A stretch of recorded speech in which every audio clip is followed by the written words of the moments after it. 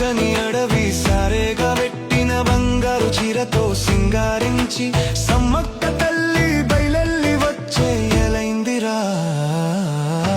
మేడారమంతా మారుమోగే సమ్మక్క సారక్క జంపన్న నామం పెద్దరిల్లి గడుసుకుని ఒంట్లోని భయమంతా పారిపోయే అదిగదిగో వస్తుంది నా తల్లిరో.